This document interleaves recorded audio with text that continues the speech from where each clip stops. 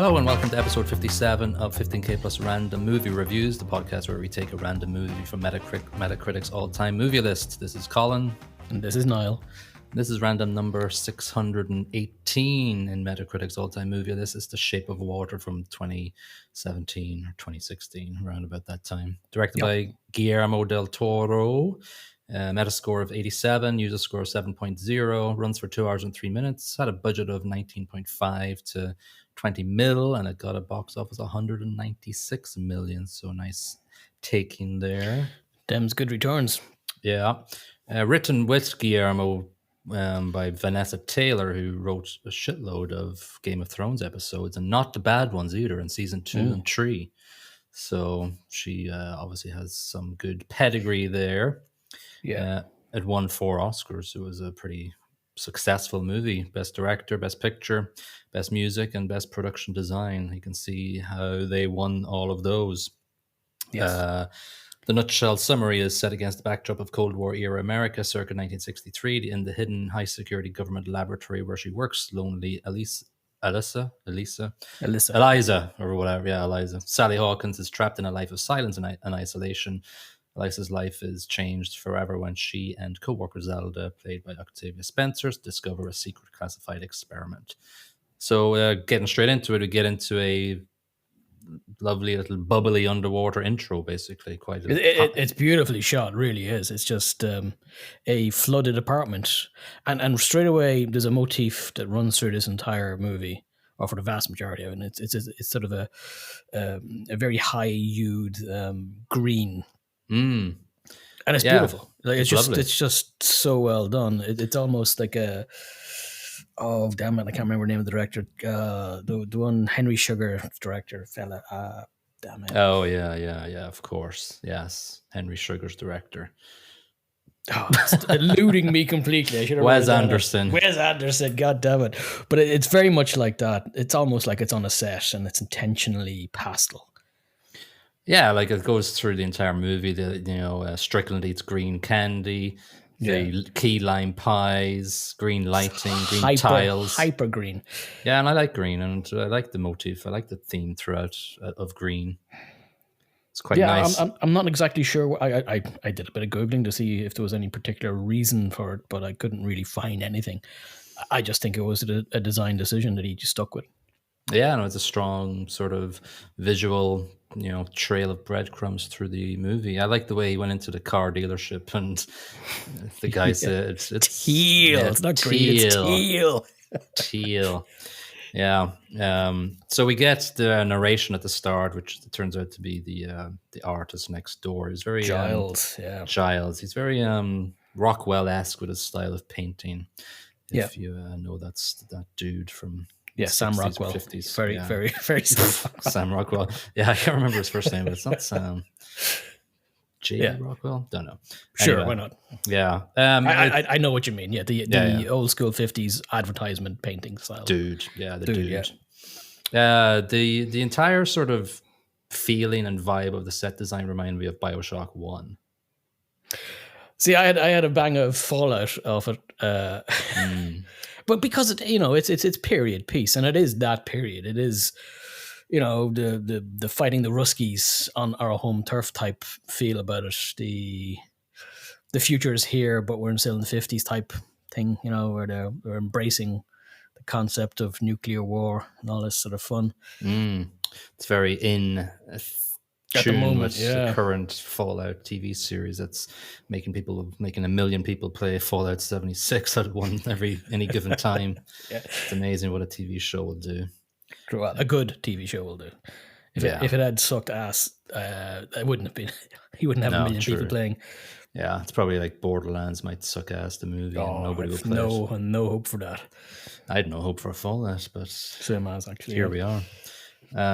I think the initial introduction sets up Eliza's life. It's a routine. She does the exact same thing every morning. She's a mute person who has Giles as a neighbor, and he's a very nice friend, and they enjoy each other's company. They watch a lot of Bojangles on the TV and watch a lot of dancing things, and it's quite a nice little nice relationship. Simple and wholesome, if you will. Yeah, I will. You will. Yeah. So she works in a place called Occam, if I'm remembering correctly. Occam's razor. And No razor. No razor. She has a friend, Zelda, who basically clocks in for her every day because due to her ritual of doing the same thing every day, she's always a little bit late every morning and she holds up the queue. But Zelda kind of introduces herself as a character who talks a lot because Eliza can't her friend talk. says nothing, yeah. Yeah, but she's very nice. She's not like she's not an overpowering asshole or anything. She's very nice, but she talks about her life a lot. I got a bang off Octavia Spencer's character, very similar to what she did in The Help. What was The Hidden? Not The Hidden, damn it. Where she plays a computer in NASA.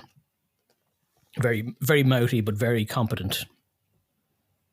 Oh, Hidden Figures? Hidden Figures, that's it. Sorry, my brain has gone down the toilet today. Yeah. You think we hadn't done this in a while or something? You would. But we're doing it every week. Yes, we never buffer. Never buffer. So yeah, Hidden Figures, yeah, it was a good movie. Yeah, it was very similar. I got vibes, going upstairs to the office of the boss. Yeah, totally. In fact, that was almost the same set. I know really it wasn't, is, but the same layout. Yeah, definitely remind me of it. So she comes across very nice, but we're straight into the introduction of the asset, the sensitive asset. Fish boy in a can. Fish boy in a can. He's officially listed as amphibian man.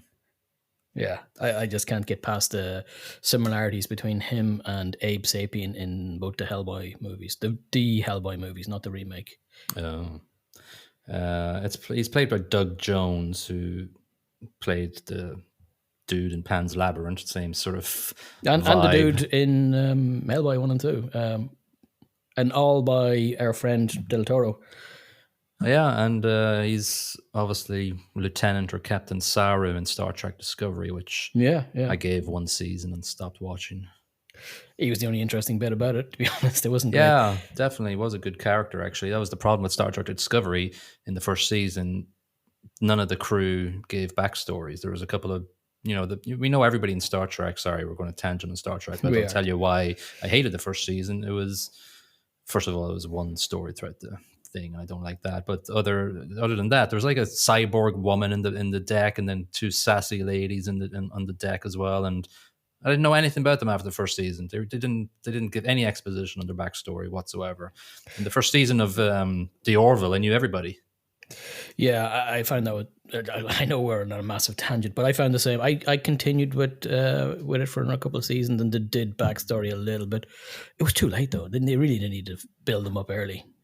Like the other Star Trek series, Brave New Worlds, everybody's built up straight away. Yeah, and it's great. Anyway, let's get off this tangent. Yeah. So anyway, this aquarium comes in and they're cleaning inside this whatever aquarium tomb, and she obviously puts her hand on it, and then we get the music sort of dies down. We get that little trope jump scare where the webbed hand comes up, and she does not jump.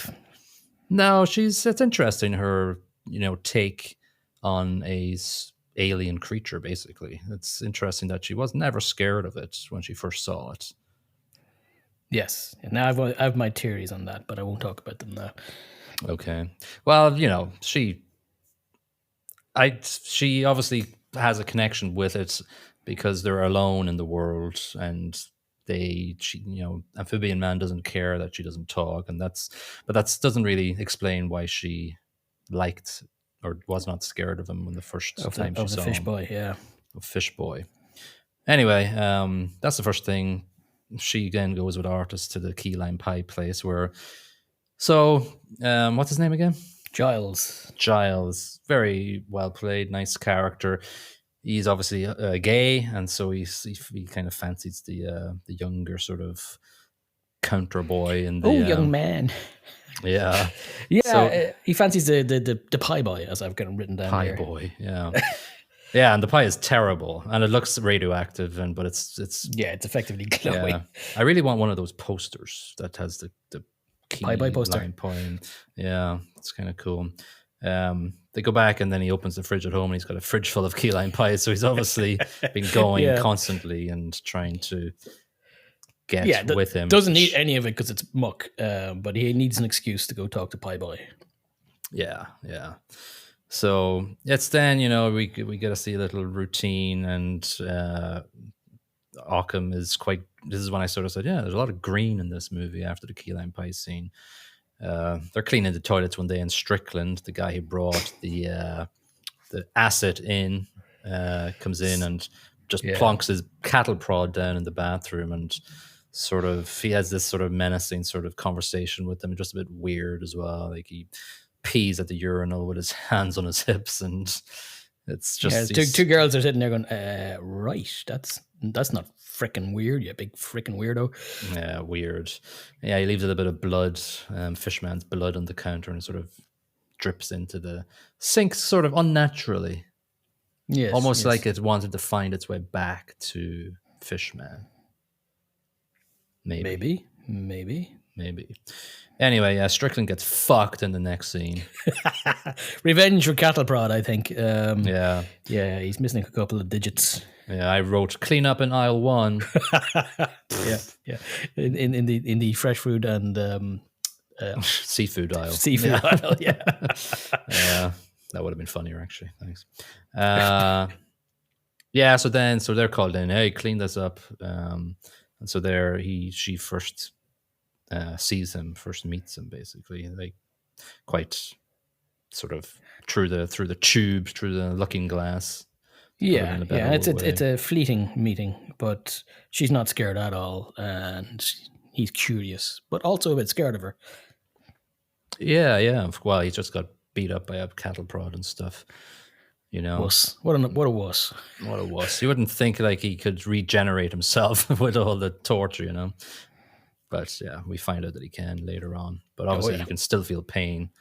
So we get a little bit of a, exposition of what Giles is going through, which is important because he decides to help with the escape later on, and it doesn't really go anywhere. He meets this guy twice in a company, and he goes, with a painting that he's done, and he's like going, they want the jelly green. The undercurrent here is that he's a pretty good artist, or a decent artist at least, and he gets fired not because of the work he's doing, but because of it's 1960s America. Yeah, and we see a lot of it during the movie. Yeah, of but discrimination. It never says it about what happened to him in the workplace, but it's implied heavily. Yeah, and I think it's because he did have a fling with that guy, right? Yeah, there is an undercurrent of that. Yeah, because he meets him later on, and she goes, "Listen, I can't meet you." And then he meets him outside later on. It's like, yeah, I'm distancing myself from you. That's it. It's over. Yep. Yeah. Then obviously Eliza she's intrigued by the creature, not scared, not reviled. It's not like a Frankenstein type thing where it's a bit more of a feared relationship. When in that sort of lore, it's sort of like she goes straight into it and gives him an egg.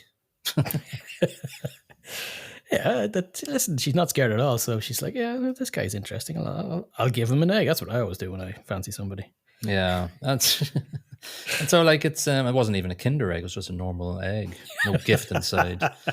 So it's quite a nice little scene. Like he's obviously scared, the amphibian man, and sort of like after that though, it's sort of like, yeah, here's your eggs, and bit of music. There you go.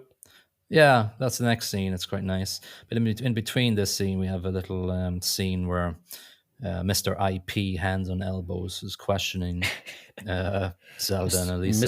Mr. Strickland. Yeah, Strickland. And he's basically... what before that, I don't know if it's just before this or maybe just after, where he goes home to the wife. Yeah, it's after this scene. Yeah, it's an unpleasant scene to watch. Yeah, he's a weirdo. But he has that's a terrible conversation. He's always talking down to Zelda. She's African American. He's racist, basically, and he uses phrases like "you people" and stuff like that. And not in the Tropic Thunder sense. No, it's pretty awful. And then he has a dig at Elisa about being an orphan. Yeah, and sort of just it gets into just uneasy things. He's basically like a guy who's isn't questioned by anybody, and he has this sort of He's a freaking psycho. yeah. It's played in a very down. Like it could be a lot worse, but it gets the message across. There's been a lot better psychos on screen, like laid back psychos, like he is to a certain extent. He obviously has two of his fingers attached at this stage, which doesn't go well during See, the movie. I like what's his name, Michael Shannon's take on this, because it's not pure psycho. He's not just a psycho. He likes to control over people clearly, and that's got a sexual element to it, and that's what makes it worse than just a psycho killer. He's disgusting. He gets pleasure from like sexy control. That's not good. No, it's not a good sign. So the next scene, you see his home life, and it's a weird relationship with his wife. Like his wife is obviously wanting him to instigate something, but then it's just sort of a weird scene and just uncomfortable. Yeah, he covers him out and tells her, "Shut up, I like it this way." Which comes back later on a little bit, and it's not nice. No. But again, every scene that he's in, he just sort of cranks up the hatred towards him, basically. Yeah. I did the motion of cranking with my hand there, as if anybody could see me. So, the next scene is where Eliza's playing music. So she has all this time to go in. She sneaks in with a record player, or it's in there already, or whatever. I don't know what the hell happened, but she finds a lot of time where nobody's actually watching Fishman. Yeah, I have noted this. Like it's a high security government installation, and the cleaner comes in with a record player and a bunch of eggs. Yeah, I like the way his hand just came up and grabs the egg. Yoink. Yoink. Just a nice slow motion. After that, there's like the song "I Know Why" montage, where we get this sort of quick montage of her going in quite often and evolving the relationship with her, and Bob / Dimitri spies her, staring lovingly at each other. But he doesn't, like, as one of the lead scientists on it, he doesn't dislike it. He actually finds it intriguing and informative. Yeah, like he's a communist spy, which we find out in the next scene. But poor old Dimitri. Yeah, he is a sorry, bless me. He is a scientist first and foremost. He really sort of wants to learn about the Fishman, but he has this sort of dichotomous role in life. He's basically doomed to failure, to be honest with you, before helping in the best way he can by helping them escape. But he goes to the Russian spies. He has a meeting and tells them all about it, and they're finish off that scene going, "Yes, this is called surf and turf."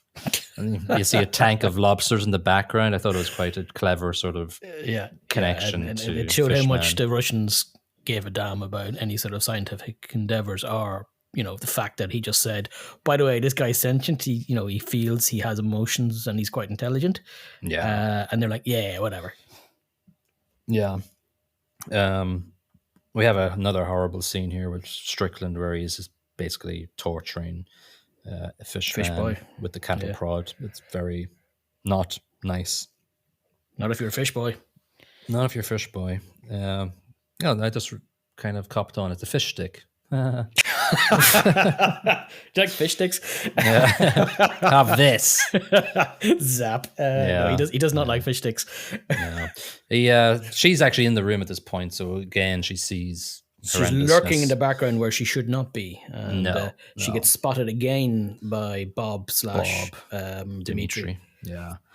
But and she left an egg there, and Strickland spies it, but Captain Hoyt comes in just in time to distract him from it.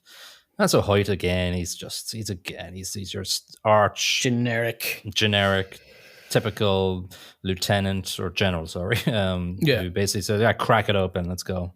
But he's the fact that he's two-dimensional and he's just like, barking orders without thinking about what he's saying really is perfect for a period drama of this piece. Like, it is like every other general from a 1960s movie.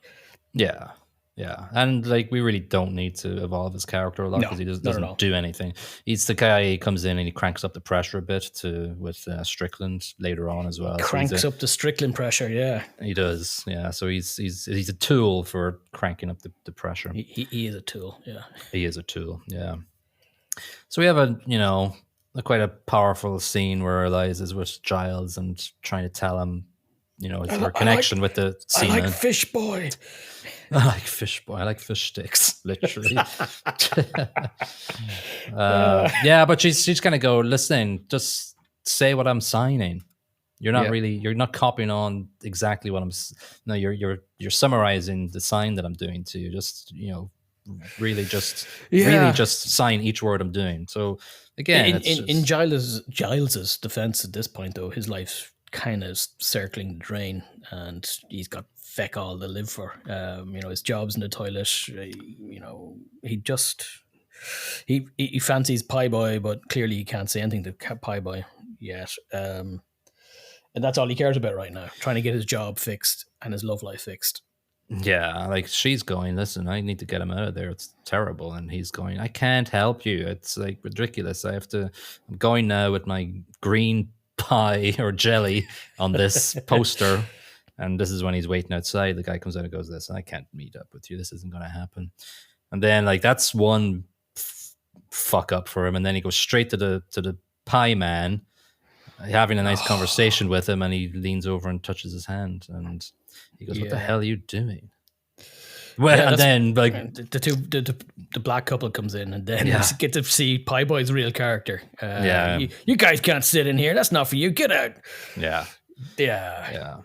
It's not great. Obviously, it's pretty apparent that the theme of the movie is tolerance, or intolerance of others that aren't like you. Different people, like especially fish people, they're very different. Can't tolerate them. Yeah, even though if you come across a fish person, they have feelings too. Well, there was a line that Strickland used. I can't remember the exact line, but they're talking about. I think he's talking to Bob / Dimitri about keeping the asset alive, and he's like, "Well, I have no problem killing them. We kill reds and gooks all the time. What problem do we have here?" And it is the concept of the other. They're different, so we can kill them. It's fine. They're not really human. Yeah, I think that's one of the main themes. I would guess. And green. Oh, definitely green. Yeah. Right. So So then he's like. So he left the conversation with Eliza going, "I'm not helping you." He comes back, knocks on the door. "Yeah, I'll help you." This life sucks. Feck all else to do. If I get killed, what the hell? Yeah, I'm alone. It's kind of nice, He's in the toilet. He's got feck all that to live for, and he's like, "What? Why not? Screw it." Yeah. So, So Dimitri's getting sort of pressure on him as well from the Ruskies at this stage as well. What he's been told by the Ruskies, they're going to cut him open to investigate, what's inside. So kill him first. You wouldn't mind? Thanks there, Bob.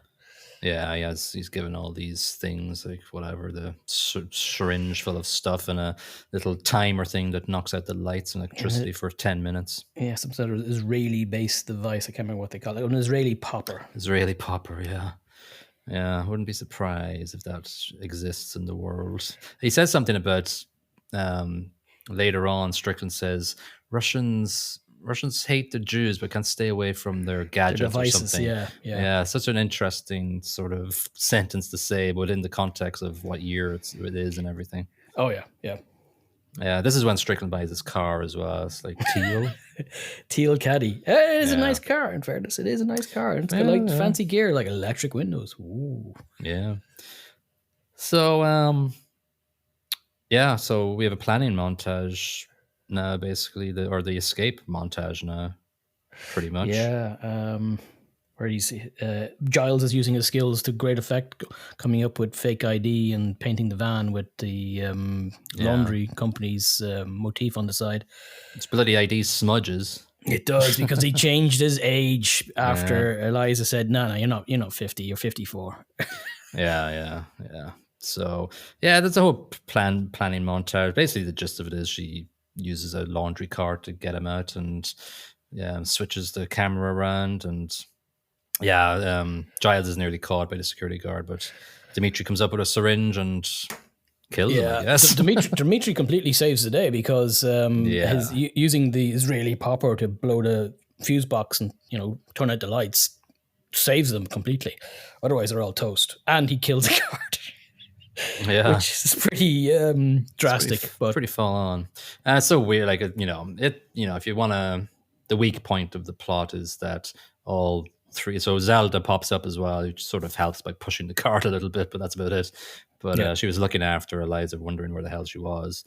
But the fact is that all three of them go back to work the next day.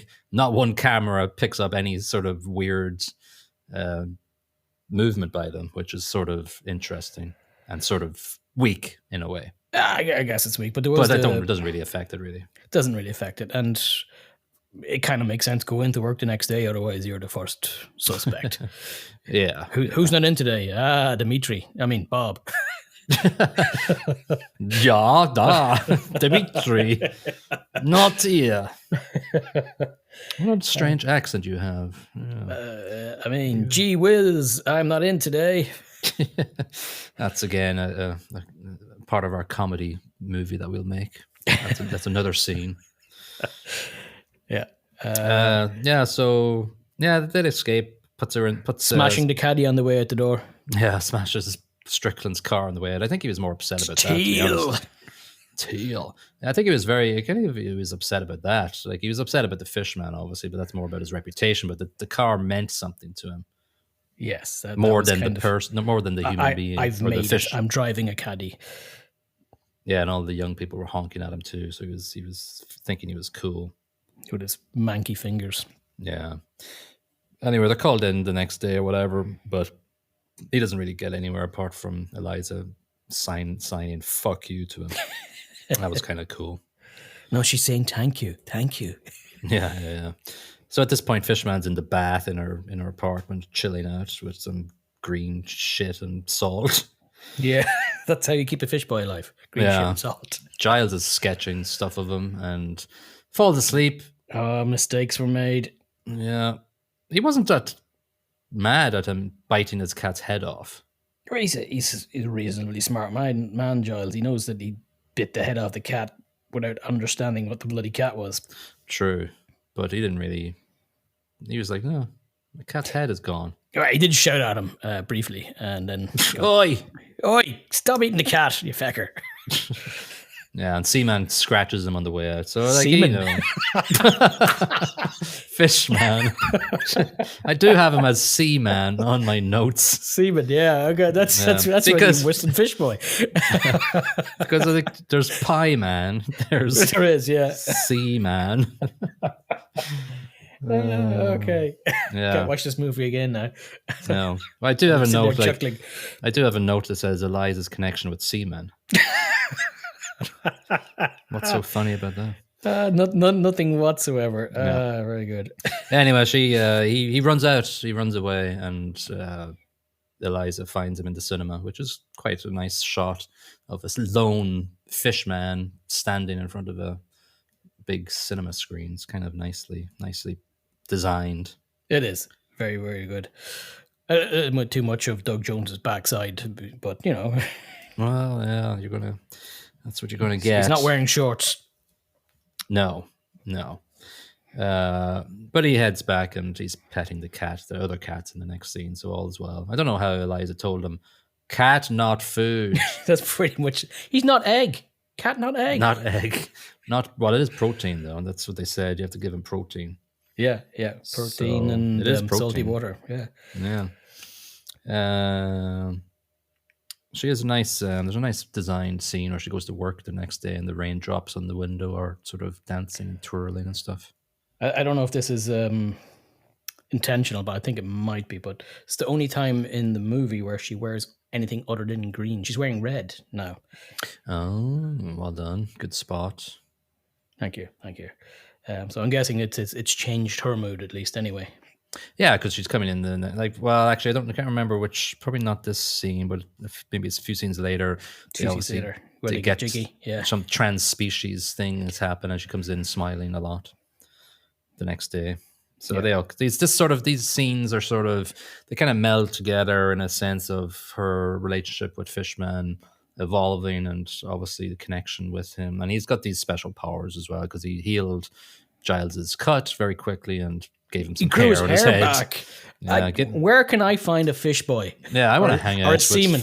I'm going to put semen on my head. Don't put semen on your head. Grows your hair back. You heard it here first, everybody. There's something about Mary was right. Yeah.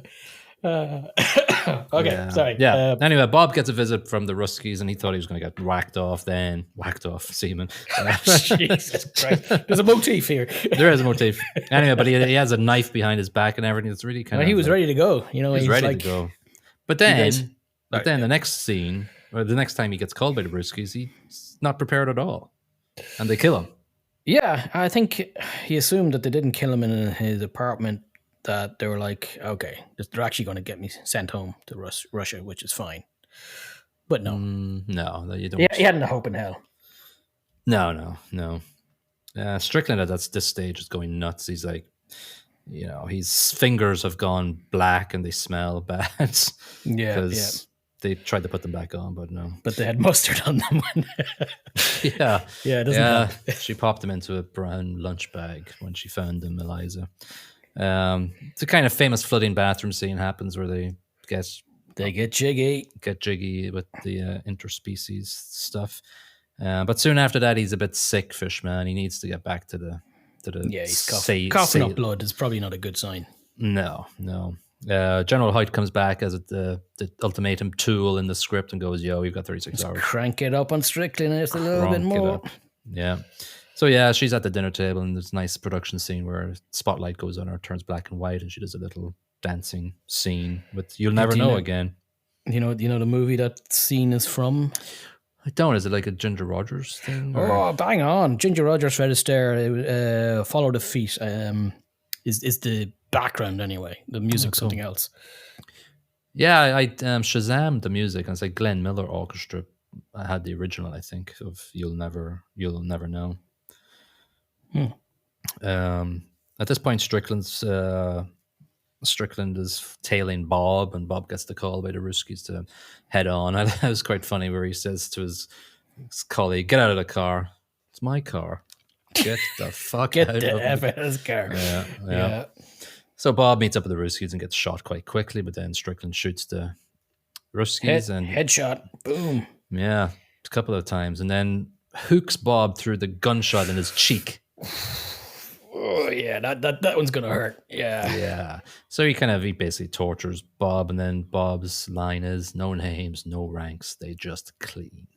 He's laughing as he says this, which is a nice touch. It's like an up yours. Yeah, you idiot. He dies about 5 seconds later. So yeah, it's kind of. I think I was disappointed at his choice. You know, he could have stayed stum, died, and didn't give anything away. But I think he just wanted to one up the asshole that Strickland was. He wanted some satisfaction as he checked out. Yeah, so Strickland heads over to Zelda's, and Brewster, the idiot, goes. Brewster is a turnip. Yeah, the mute girl took him. She took him. She put him in bathtub. Yeah. No, before that happens, though, importantly, or just after it. Actually, it's just before he spills the beans like an idiot. He scares the crap out of the pair of them by ripping his fingers off in front of them. Which would, in fairness to Brewster, he is an idiot, but that would scare the crap off me. Some guy just rips his fingers off right in front of you. You're like, okay. Throws it down him at the TV. Throws it down in front of the old box. Yeah. So Zelda just rushes to the phone, and she's like going, "You never talk, Brewster, but you just shut the hell up now. I'm gonna warn my friend." Yeah. So Zelda, Elisa gets the heads up and gets the hell out of there. Strickland goes to their apartment, and stupidly she's left rain/docs on the calendar. That's where they'll be. Final scene. Strickland catches up with them, shoots everybody. Shoots a Fishman twice in the chest, shoots Eliza in the gut, whacks Giles around. They were hard shots on Fishboy. Like I was right. Yeah, he's well trained. Good shot. So that's how he got the Rusky in the head. Yeah. But Giles wakes up and planks him in the face. It's a nice plank move. That's good. Yeah. But then, Fishman obviously heals himself and takes Eliza into the water, gives her some gills.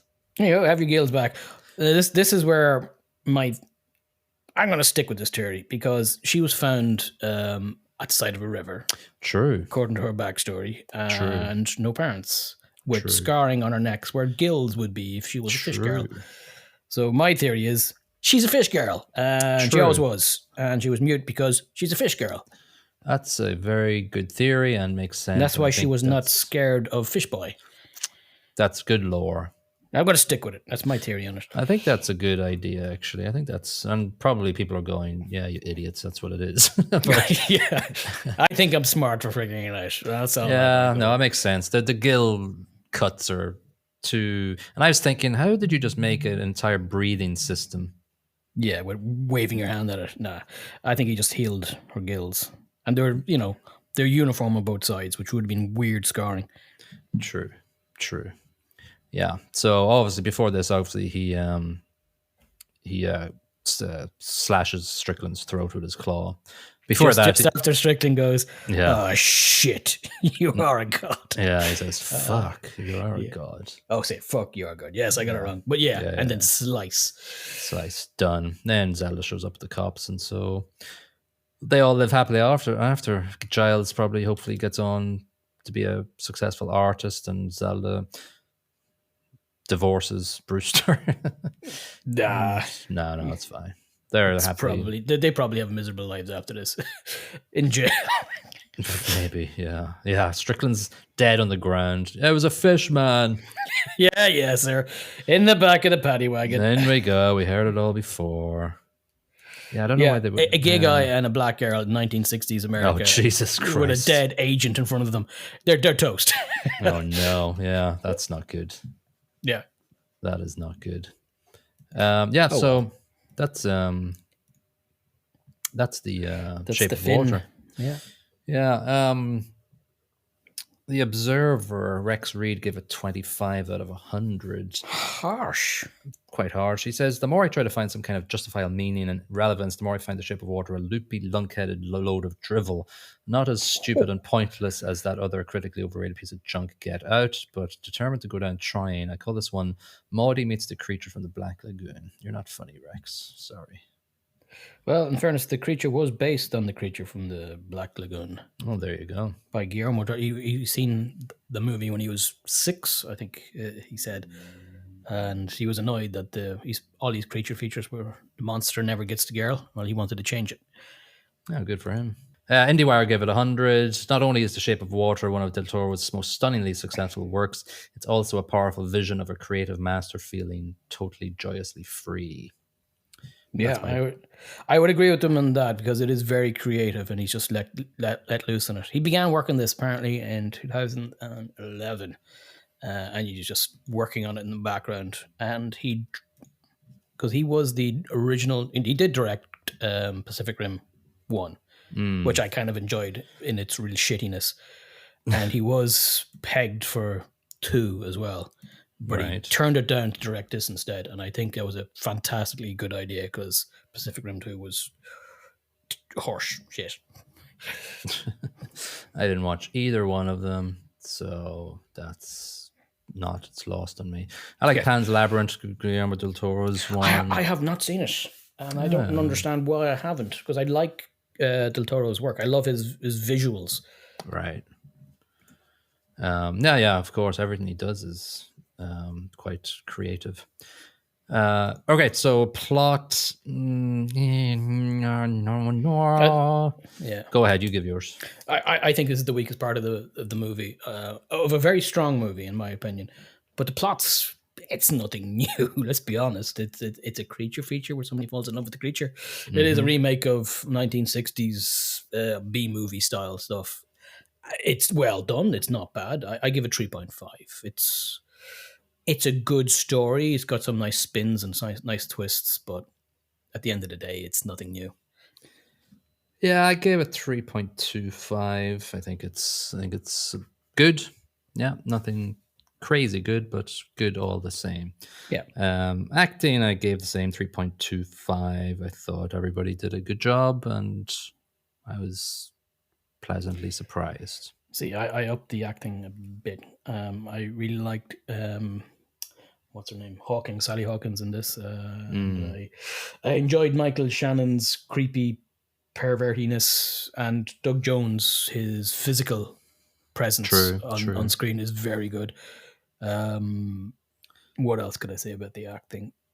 Yeah, that's pretty much. Doug Jones, I think, is outstanding in this, and that's why I'm raising it up. And there's not much else to talk about it in the acting front.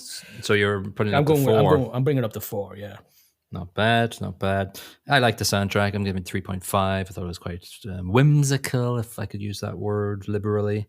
I just thought it was a nice, generic sort of piano typey thingy and ethereal. Let's say it is. There's no like standout tracks or anything, but it's just there. And I went a bit heavier on it. So you said 3.5. 3.5. I went 4 on it again. I think almost like, I don't know if you've seen Amélie from years ago, a French movie. Yeah. It feels a bit like the whimsical, as you say. It almost tracks exactly, and then especially with Sally Hawkins' character, and she kind of looks a bit like her as well. So I don't know if that's intentional, but I don't know. The music is whimsical, as you say, and it perfectly sets the period piece. So I stuck it to 4 because I liked it. I don't know. Maybe I'm being a bit generous. No, that's fine. Don't worry about it. Production, I'm giving 4 because it's cool. Yeah, I like green. So I like green. I like green. I like my greens, but I thought I enjoyed the visualness and the design of everything. It had a universe that I really digged from the start. I think a lot of movies will have generic shit, and I think Guillermo del Toro builds universes quite quickly. He does. He creates worlds, and he has a style to everything he does. They're not always the same, but the 1960s motif, the green thing going on, the underwater scenes are incredibly well shot. I went higher again. I went 4.5. I think this is the part that makes this movie for me, and it's possibly why I'm bringing up sound and acting a little bit as well, because the production here, the cinematography here is just bang on. It's just a beautiful thing. So 4.5. It doesn't get 5, but it's damn good. Cool. Yeah, that's nice. I think we enjoyed that movie. It's one to remember for the weirdness of it all. Yeah, and that's a beautiful thing when there's so many movies out there that are the same or samely, or the same sort of ideas just rehashed over and over again. This is different. Yeah, and if there's anybody that's going to do it differently, it's Del Toro. Yeah. All right, well, let's close up the can of tuna and put it into storage. And give it to the cat. And give it to the headless cat. And move on. All right, so we'll randomly roll now for the next movie and see what we get. And we have got 4,240. All right. All right, so movie 4,240 is Groundhog Day. Ah, shit, really? Cool. Again. Not again. Yeah, that's great. That's really good, because Groundhog Day is probably my top 10, I think. Really? Oh, no, not for me. I love it, but top 10 might be pushing it. I do love Bill. You gotta love Bill. You gotta love Harold Ramis. You gotta love Andy McDowell, Chris Elliott, Stephen Tobolowsky. Watch out for that first step. It's a doozy. All right, great. If you're listening to this, you know what the plot of Groundhog Day is. I'm not going to read out the summary because it's quite long. So you've seen it. Yeah. You've absolutely seen it. If you haven't seen it, then you haven't watched more than 5 movies in your life. Yeah, true. All right, so we'll watch that in episode 58 of 15K Plus Random Movie Reviews. We will appreciate if you liked and followed and subscribed wherever you're listening to us on. And we'll see you at 6 a.m. on Groundhog Day. Bye-bye. Bye-bye.